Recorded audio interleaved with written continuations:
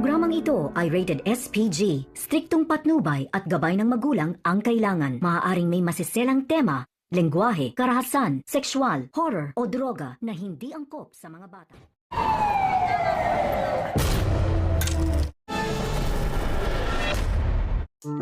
Tila nahimasmasan itong si Rigor matapos nga siyang maaktuhan ni Mando na nakatutok ang kanyang baril kay Tinding na wala nga kalaban-laban. Sinabi ni Mando kay Rigor na tanging ang pagkapulis na lamang ang meron itong si Rigor. Wag nga raw itong sisirain dahil lamang sa tindi ng kanyang galit kay Tanggol. Kaya naman dito napagtanto ni Rigor na tama ang sinabi ni Mando. Agad itong umalis sa naturang kwarto at iniwan si Mando na may matalim na tingin. Nilapitan nga ni Mando ang kawawang si Tinding. Halos wala itong kalaban-laban. Hinawakan ni Mando ang mga pisngi ni Tinding bilang pagsang-ayon na hindi nga siya sumasang-ayon sa nangyari dito sa kanila ni Roda. Samantalang bumalik na nga sa selda si Tinding at Roda. Nakita nga ni Ponggay ang sitwasyon at alam ni Ponggay kung ano ang sinapit ni Tinding at Roda sa loob. Sinabi nga ni Ponggay na lalaban sila hanggang dulo dahil naniniwala sila na ang kanilang pinaglalaban ay magbubunga rin ito ng kabutihan. Samantalang dito na nga pumunta si Father sa kinaroroonan ngayon nila Marites upang balitaan ito na ligtas si Tanggol at Ramon at kasalukuyan itong nanunuluyan sa simbahan. Hindi pa nga natapos ang pakikiusap ni Father ay ibinalita na nga ito ni Marites kay Kong Leo. Sinabi ni Marites na kinakailangan niyang puntahan ang kanyang anak na si Tanggol. Subalit hindi agad ito sinang-ayunan ni Kong Leo. Mahirap na kung magpadalos-dalos sila at baka masundan sila ng mga gerero.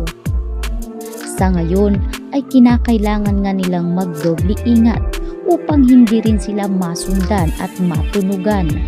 Dali-dali na nga rin umalis sila Marites, Kong Leo at si Father. Sumama na nga rin itong si Commissioner Medina papunta ng simbahan ng Quiapo kung saan doon nga nanunuluyan si Tanggol at Ramon. Kaya naman pagdating doon ay nagkaharap na nga si Tanggol at ang kanyang ina. Napayakap si Tanggol sa pangungulila dito kay Marites. Kaya agad ngang ibinalita ni Marites na nahuli umano si Tinding at Roda at dito nga sila hindi alam kung ano na ang nangyayari. Basta't ang sigurado si Marites na namamayagpag ngayon ang kasamaan ng mga gerero at patuloy silang ginigipit ng mga ito. Kaya naman bigla ngang nataranta si Tanggol, sabay sabi na kinakailangan nilang iligtas si Tinding.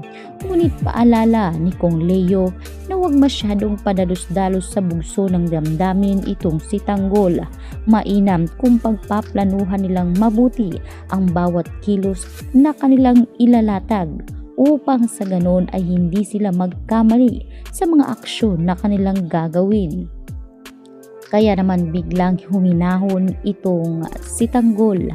Samantalang dito na nga nila pinlanong mabuti at iminungkahi ni Commissioner Medina na panahon na para lumantad si Tanggol. Handa umana nilang tulungan at suportahan kung anuman ang gagawin ni Tanggol. Marami sa taong bayan ang naghihintay na lamang na lumantad ang ating bida. Siya na lamang umano ang hinihintay nito. At kapag nagkataon at napagdesisyon na ni Tanggol, ay siguradong halos taong bayan ay sasama sa rally nila papunta ng munisipyo.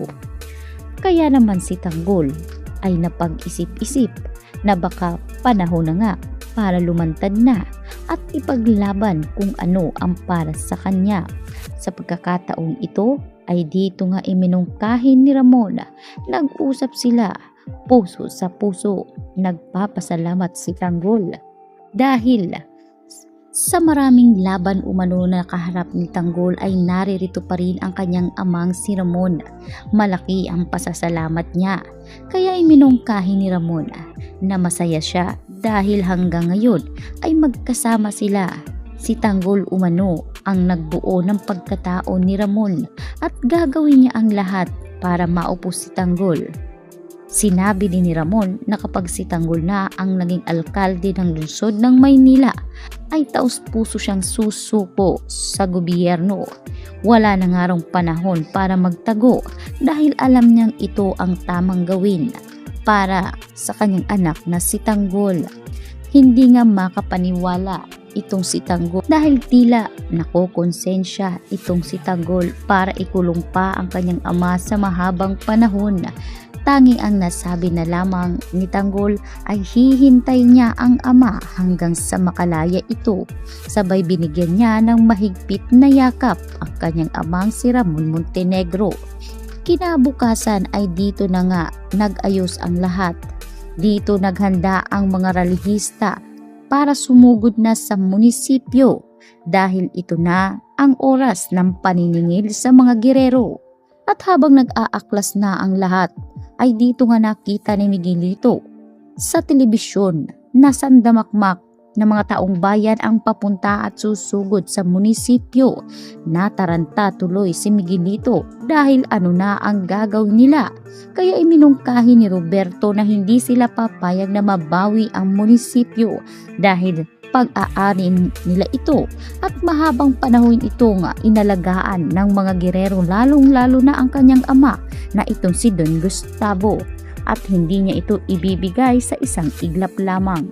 Kaya naman sa pagkakataong ito ay naghanda na rin ang mga girero sa paglusob ng mga tauhan at mga relihista ni Tanggol Montenegro.